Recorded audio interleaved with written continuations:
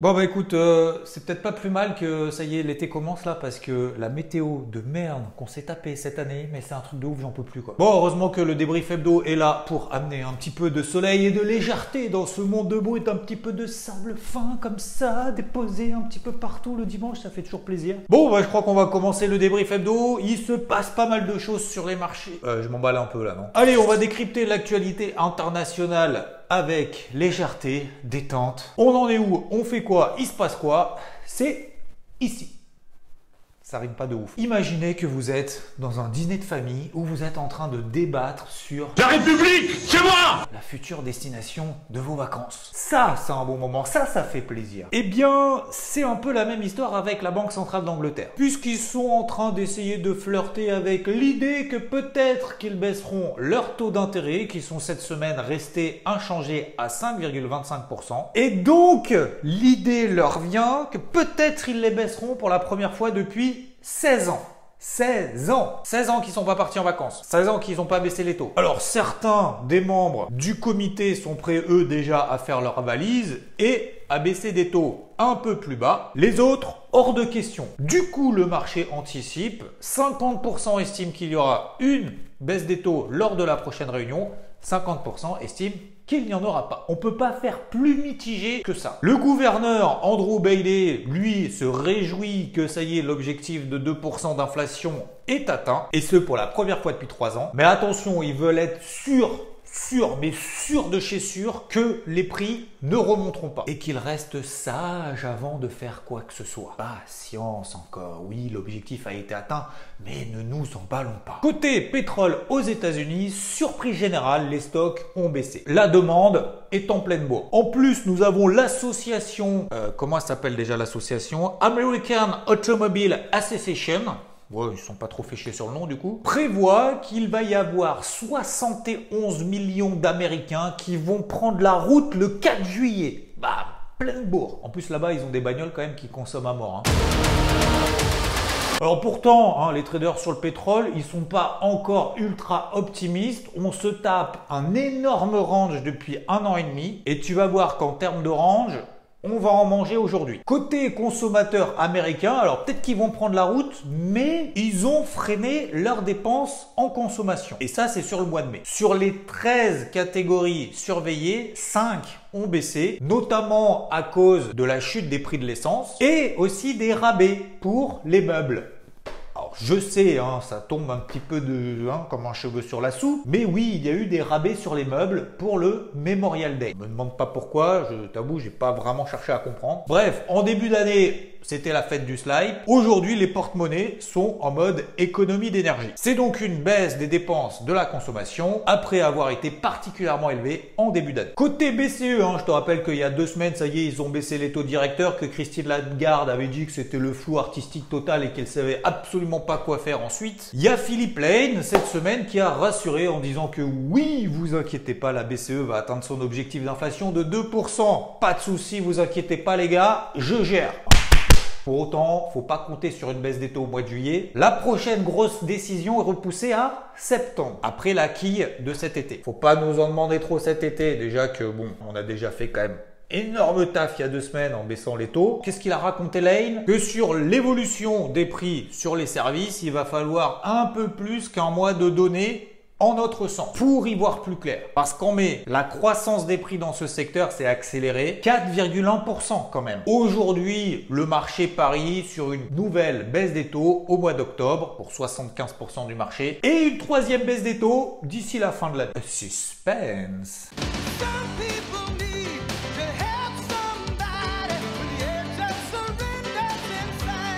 Les geeks du monde entier applaudissent. Nvidia, ça y est, passé number 1 en termes de capitalisation boursière pour la première fois de son histoire en dépassant les, non pas 3000, non pas 3100, non pas 3200, mais 3300 milliards de dollars de capitalisation boursière, j'en perds mes mots, boursière pour Nvidia. Du coup, ça y est, elle passe devant Apple, Microsoft, largement devant Google et Meta. En plus, elle avait splitté son action, parce qu'il y en a beaucoup de jours qui m'ont posé la question, mais elle a perdu 90%. Je crois que j'en avais déjà parlé en fait la dernière. Moi, c'est bon. D'accord? Les débriefs hebdo de 50 minutes, moi j'en peux plus. Du coup, on passe tout de suite à la partie technique. Nous allons parler de la Corée du Nord. Ah non, pardon, non. Ouais, non, ça on peut pas. Corée du Sud. On va se faire striker la tronche là, non? Je suis pas à l'aise. Le MSCI a décidé de maintenir la Corée du Sud dans les pays émergents. Eh ben, on reste dans les pays émergents et non pas dans les pays développés. Pourquoi? On se pose la question. Oui, c'est important. Eh ben, parce qu'on ne peut pas shorter. On ne peut pas vendre à découvert. Ah bah c'est cheaté. Eh oui, tu triches. Non. Ah non. Dommage, tu ne pourras pas venir dans la cour des grands et te faire shorter la tronche. Ah bah oui, c'est plus facile si tu te fais pas shorter. Bah oui. Sinon, de son côté, l'Inde a franchi un nouveau record historique. Ça y est, la valorisation boursière du marché en Inde dépasse les 5 000 milliards de dollars. On remerciera le Premier ministre Narendra Modi et sa coalition pour la continuité politique. On avait dit pas politique, on a dit non. Eh bien, les jeunes Indiens se ruent vers les actions et les banques locales achètent à tour de bras. Alors que les investisseurs étrangers, eux, se cassent et vendent. Et oui, les fonds locaux, investisseurs, banques, assureurs ont acheté pour plus de 26 milliards de dollars d'actions cette année, alors que les investisseurs étrangers en ont vendu un peu plus de 3 milliards de dollars. Vive la jeunesse et l'entrepreneuriat. Putain, j'ai pas réussi à le dire. Vive la jeunesse et l'entrepreneuriat indien. Bon bah écoute, je crois qu'on a fait le tour économique. Je te propose de voir tout de suite les graphiques, cette fois-ci en 3 points clés. On va essayer d'éviter les une demi-heure. Allez, on va voir cette semaine finalement que les marchés, ça a été toujours un peu dans le brouillard. De très faibles variations si on regarde à la semaine. Petite réaction positive sur le CAC ici sur la MM20 Weekly, mais ça ne remet absolument pas en question la pression baissière qu'on a depuis la rupture des 7900 points, là où j'ai augmenté justement mon exposition à 100% vendeur, je vous en parlerai juste après. Légère hausse aussi sur le DAX qui lui réagit sur sa MM20 Weekly ici en bleu. On a réintégré et on est pile poil au milieu du range dans lequel le DAX finalement évolue depuis le début du mois de mars. On a fait un petit excès haussier. On a réintégré, ça réagit légèrement sur la MM20 Weekly, mais on reste toujours sous le coup de la pression baissière de la bougie, donc pas de la semaine qui vient de passer, mais la semaine d'avant. Pression baissière avec cette bougie, tant qu'on ne la retrace pas à 50%, eh bien on est toujours sous le coup de cette pression baissière à très court terme. Ça nous donne une polarité à 18 250. Tant qu'on ne repasse pas au-dessus des 18 250, 18 240, on a toujours cette casquette rouge, donc on privilégie toujours le travail de position vendeur tant qu'on est sous cette zone des 18 240. Les deux plus forts, toujours pareil, SP500, Nasdaq, même si on va voir juste après que la pression haussière finalement qu'il y a sur Nvidia est peut-être en train de s'essouffler.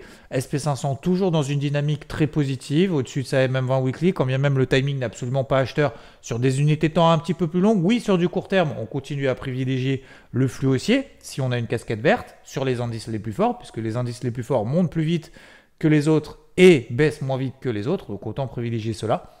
Mais on voit ici que le timing n'est absolument pas acheteur sur des unités temps plus longues, sur du swing ou sur du moyen terme, c'est plutôt des achats sur repli. Pour le moment, repli, il n'y a pas et c'est la même chose sur le Nasdaq. Ici, pression haussière, mais on voit que sur la semaine, léger vert, en tout cas au moment où je tourne la vidéo, peut-être qu'il passera rouge finalement sur la semaine. Mais vous voyez que aussi bien sur les indices européens que sur les indices américains, ça a été quand même un état de latéralisation globalement, encéphalogramme plat tout au long de cette semaine, des petites variations, des petits excès en cours de semaine, mais finalement, par rapport à la semaine dernière, il n'y a pas eu vraiment beaucoup d'évolution. Si on regarde d'autres indices, comme par exemple le Russell 2000 que j'affectionne tout particulièrement, pourquoi? Parce qu'on est revenu sur une grosse zone de résistance ici en hebdomadaire, d'accord? On a toujours cette pression baissière, je le vends depuis le début de l'année, hop, proche, dès qu'on arrive proche de la borne haute, dès qu'on a des signaux baissiers proche de la borne haute, je continue à le charbonner à la vente. Ça fonctionne depuis le début de l'année. Alors pourquoi arrêter? Il n'y a aucune raison. Donc je continue toujours dans ce sens-là. Et si on regarde ici le VIX, donc l'indice de la peur, il remonte un petit peu cette semaine. Donc c'est l'indice de volatilité implicite, donc le risque anticipé par les opérateurs à court terme. Remonte légèrement, mais il n'y a pas vraiment d'excitation plus que ça. Le taux à 10 ans aux États-Unis se détend toujours parce que la Fed n'a pas baissé ses taux, mais le marché anticipe toujours de baisse des taux d'ici la fin de l'année.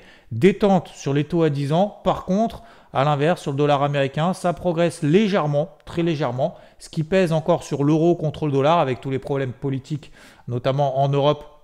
Donc du coup, ça met un peu le flou et les marchés n'aiment pas l'incertitude. Petite pression, mais légère, baissière sur l'euro contre le dollar. Gros range depuis début 2023, ça fait 1 an et demi qu'on traîne entre 1,05 et 1,11. Donc le but du jeu, c'est plutôt de l'acheter proche de la borne basse et vendre proche de la borne haute, chose que j'avais faite et je vous en avais déjà parlé notamment en fin d'année dernière, ici autour du 29 décembre, entre Noël et le jour de l'an, sur les 1,11. J'attends maintenant les 1,05 pour pouvoir payer. Donc globalement, les marchés se neutralisent tout au long de cette semaine et concernant les cours de l'or, on a une pression toujours plutôt positive, mais on voit que ça se calme là aussi depuis finalement début du mois d'avril. Alors si on zoome un petit peu, je continue tout simplement les plans que vous connaissez probablement déjà, notamment sur le CAC. Rupture ici, hop, on a eu un deuxième échec ici sur les 8002. J'ai renforcé mon exposition à la vente que j'ai coupé sur les 7009. J'ai repris à la rupture des 7009. J'ai encore renforcé sous les 7008. J'avais un objectif à 7600 que j'ai sorti. Aujourd'hui, je suis exposé 2 tiers vendeur de mon exposition. Je vis toujours les 7300, voire les 7800 et c'est plutôt vers les 6800, pardon. C'est plutôt vers les 6800. J'estime qu'à ce moment-là, ce sera le timing pour pouvoir acheter, puisque c'est une zone qui avait déjà réagi dans le passé, que ce soit sous forme de résistance, mais également sous forme de support ensuite, autour du mois d'octobre 2023.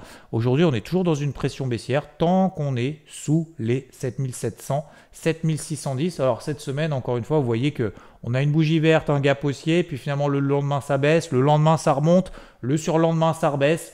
Voilà, c'est assez brouillon, mais je continue toujours globalement dans cette exposition plutôt vendeuse. Je vous le disais sur le DAX, 18 240, c'est grosse zone de polarité. Tant qu'on est là en dessous, 18 250, on reste sous le coup de la pression baissière qu'on a connue la semaine d'avant. MM20, MM50, on est en dessous. La MM20 maintenant passe baissière. Oui, on est proche d'un milieu de range. On continue toujours dans ce sens directionnel, ce biais privilégié et cette casquette rouge. Tant qu'on est sous cette zone-là, jusqu'à au moins 17 600. Et à ce moment-là, on verra si on a une réaction positive ou pas. En tout cas, pour le moment, nous n'avons pas de réaction positive. Le SP500, même si ça commence, alors je ne vais pas dire à tanguer, il ne faut peut-être pas non plus exagérer. Disons que ça s'essouffle un petit peu. Nvidia, vendredi, en tout cas, a ouvert à moins 3,5%. On a fait ce qu'on appelle un avalement baissier de la bougie précédente. C'est la première fois depuis quand même un paquet bout de temps que Nvidia n'avait pas perdu 3,5% et la séance d'avant avait reperdu 3,5%. Donc 2 séances d'affilée où elle part 3,5%. Donc forcément, ça entraîne un petit essoufflement. Mais vous voyez qu'on n'a absolument pas pour le moment de signal de retournement baissier. Mais voilà, une petite alerte, une micro-alerte. On en avait parlé dans l'apéro avec Rodolphe jeudi soir sur Twitch, qu'il y avait effectivement cette petite alerte là. Donc concernant le CAC, je continue à travailler à la vente. Pareil sur le DAX, le SP500 pas encore. Il faudra qu'on réintègre la borne haute de ce haut de canal ascendant. Tant qu'on reste au-dessus des 5400, il n'y a pas vraiment de grosse alerte. C'est un peu la même chose sur le Nasdaq. Vous voyez que combien même on enchaîne de bougies rouges, voilà, ça s'essouffle simplement. On a déjà fait le coup précédemment. Alors, on pourrait avoir un repli un petit peu plus important, mais c'est ce que je vous disais tout à l'heure, c'est que voilà, moi j'estime qu'on n'est pas dans des timings acheteurs à moyen terme. Combien même effectivement la pression reste toujours positive et vaut mieux acheter sur repli plutôt que d'essayer de les vendre, parce que là on essaye de se mettre en face d'un train assez puissant. Je continue dans ce biais directionnel. Le Russell 2000, pour être un petit peu plus précis, vous voyez ici, donc je l'ai revendu la semaine dernière, vous savez, sur les 2060. J'avais un premier objectif à 2010. J'ai attendu un petit rebond et un signal baissier proche de cette MM50 ici en rouge et MM20 daily. Vous voyez ici qu'on a un canal descendant qui s'est formé, notamment en H4. Je trace mes polarités, notamment 2030. J'ai un signal baissier sous les 2030, ben j'y retourne. Donc j'ai repris mon exposition full vendeuse sur le Russell 2000. Le but, c'est d'accompagner en fait tout simplement cette tendance baissière en horaire et également en daily. Alors, elle n'est pas vraiment encore baissière, elle est plutôt neutre baissière. Et si on s'installe sous les 2000 points, bah, probablement je renforcerai encore pour aller chercher à nouveau les 1910. 1910, c'est tout simplement l'objectif que je me fixe depuis le début de l'année. Voilà, on l'a fait une fois ici, deuxième fois ici, pourquoi pas une troisième fois ici et là-haut. Bah, le but, hop, c'est de vendre au mieux possible, proche de la borne haute, de ce gros range qu'on a depuis le début de l'année. C'est assez facile sur le Russell 2000. Je rappelle que Russell 2000, c'est l'indice des petites capitalisations aux États-Unis. Il n'y a pas que Nvidia dans le monde. Il y a aussi d'autres boîtes. Je le disais d'ailleurs dans les briefs hebdo la semaine dernière que 70% des sociétés du Nasdaq avaient terminé finalement la semaine dans le rouge, alors que le Nasdaq avait terminé dans le vert. Donc, voilà, preuve qu'il peut y avoir aussi des arbres qui cachent la forêt de manière positive ou de manière négative. Bref, donc concernant le Dow Jones, on a une petite remontée, mais là aussi, vous voyez, depuis la fin du mois de janvier, on est dans un énorme range, 40 000, 38 000, 40 000, 38 000. Là, on est un peu au-delà des 39 000. Pareil que sur d'autres indices, quand on est dans des ranges comme ça et qu'on est plutôt dans un timing de vente, comme je l'avais dit déjà il y a quelques semaines, sur les 40 000, on a perdu derrière grosso modo 5%. Aujourd'hui, on est en train de remonter un petit peu. Vu qu'on est dans un range, on fait du travail de position, plutôt vendre en haut, racheter en bas. Si on a plutôt une casquette verte, c'est acheter en bas et vendre dès que ça rebondit un petit peu sur les indices les plus forts. Le Dow Jones ne fait pas partie des indices les plus forts. Indices plus faibles, CAC 40, DAX, Russell 2000, Dow Jones, même si jeudi on a eu une séance plutôt positive qui inverse la polarité, et ma polarité qui était autour des 38 700. Petite pression aussi en fin de semaine, mais ça ne remet absolument pas en question pour le moment la neutralité de cette tendance qu'on a en daily. Voilà globalement. Ce que je voulais vous dire aussi, c'est sur les cours de l'or, on a cette réaction sur les 2300. Vous voyez que hop, tentative d'accélération, ça se replie le lendemain. Le marché est vraiment en train de se chercher. Dans ces moments de faible volatilité, il ne faut pas s'impatienter, il faut simplement laisser faire le marché, le laisser respirer, essayer d'exploiter au mieux les pics de volatilité positifs ou négatifs qu'on peut avoir dans un biais directionnel qu'on s'est fixé tant qu'il n'est pas invalidé, tant que le marché ne nous donne pas tort. On n'augmente pas, on continue à charbonner au contraire justement dans le sens de ce sens prioritaire. Et tant que le marché ne nous donne pas raison, on n'augmente pas considérablement notre exposition. Donc on continue tout simplement d'essayer de surfer avec ces creux de vagues, ces hauts et ces bas qu'on peut avoir. La pire des situations, c'est de s'impatienter, d'augmenter son exposition, d'augmenter son effet de levier, pire que ça, et de se prendre ce qu'on appelle des portes de saloon en faisant la girouette. Ah, il y a un signal baissier, je vends. Ah, finalement, il y a un signal haussier, je coupe, je rachète. Et de recommencer. On grappille son capital, on grappille son énergie, on grappille sa patience, on devient impatient, on s'énerve. Et c'est justement le meilleur moyen de faire des bêtises. Donc aujourd'hui, on est plutôt dans une phase de travail de position, dans une ligne directionnelle qu'on s'est fixée. On continue dans ce sens-là, tant que le marché ne nous donne pas d'autres indications. Vous avez également, alors j'en ai pas vraiment parlé, mais les niveaux de dégradation ou d'amélioration, vous les avez sur tous les graphiques que je vous ai partagés, notamment sur le CAC, tant qu'on ne repasse pas au-dessus des 7700, il n'y a pas vraiment d'amélioration pour le moment. Sur le DAX, on est pile en milieu de range, je vous ai donné la zone de polarité des 18 250. Il faudra bien évidemment passer sous les gros niveaux, sous les bas de range partout sur les indices qu'on a, avec impulsivité. Ça veut dire quoi? Ça veut dire avec un pic de volatilité, une bougie impulsive, une bougie assez imposante pour passer de tendance neutre à tendance baissière, et inversement, il faut une grosse impulsion haussière pour passer de tendance neutre à tendance haussière en daily. Ça fait 3 mois que ça dure, ça peut encore durer tout cet été. Vous l'avez vu avec les banques centrales qui sont complètement dans le brouillard, et les marchés le retransmettent quand même particulièrement bien. Et je termine très rapidement sur le marché des cryptos. Repli sur la capitalisation totale qui va s'approcher de la borne basse de ce gros range dans lequel on est. Là aussi, vous voyez que finalement, il y a un espèce de mimétisme, pour ne pas dire corrélation, entre les marchés crypto et les marchés traditionnels. Vous regardez Total 3, c'est un petit peu plus compliqué. Ça, je le disais déjà sur les altcoins. Concernant le Bitcoin, petite dégradation depuis qu'on a rompu les 65 000 points, mais pas de grosse dégradation tant qu'on tient les 60 000. On est toujours dans cet énorme range. Même chose sur l'Ether, où on est et on tient toujours les 3300. Il reprend un petit peu plus de force par rapport au Bitcoin depuis ces derniers jours, en tout cas pour cette semaine. J'ai toujours des épuisettes à 3002 et 2008. Et concernant tous les autres altcoins et la stratégie, je vous en ai parlé dans la vidéo qui a été publiée mercredi soir. Je vous invite à la retrouver, elle est sur la chaîne YouTube là, donc peut-être que vous êtes passé à travers. Je refais tout le point en long, en large et en travers. J'ai absolument pas changé d'avis pour le moment. Le marché est en train de consolider. Il faut simplement patienter un petit peu, de voir si on a une réaction positive ou pas sur la zone de cours actuelle, puisque Total 3 est revenu sur la même zone qui avait provoqué derrière des réactions positives. Pour le moment, ce n'est pas le cas. On a fait simplement un spike en bas, un spike en haut, la balle au centre, et on verra les prochains jours comment adapter son curseur d'exposition en fonction de ça. Il y a certains altcoins qui sont revenus sur des niveaux clés, mais pour le moment, il n'y a pas d'amélioration ni de dégradation supplémentaire. Voilà pour ce tour complet économique un petit peu plus court que les deux derniers débriefs hebdo, messieurs, dames. Merci encore une fois de votre énorme bienveillance, que ce soit long, que ce soit court. Franchement, ça fait plaisir de partager avec vous. N'oubliez pas, bien évidemment, le petit like qui va bien, ça fait toujours plaisir parce que c'est vrai que quand je le dis pas, il y en a moins. Du coup, on fait moins connaître aux autres cette chaîne et tout. On est bientôt 50 000 abonnés, ça fait plaisir. Voilà, même si je pense que j'aurai jamais mon petit truc de YouTube là, avec le truc, ça franchement ça fait classe, tu sais, ça ferait classe là sur mon bureau. Putain. Ouais, mais j'ai le fond vert là, attends.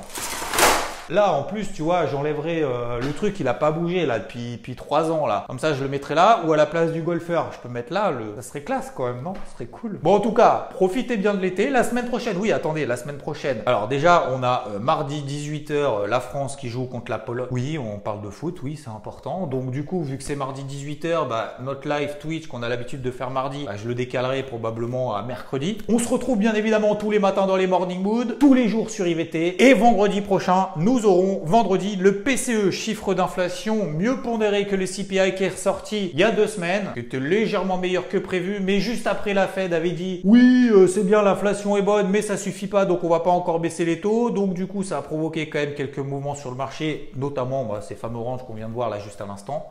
Bon, je sais, du coup, j'étends la vidéo, je vais m'arrêter là. Merci à tous.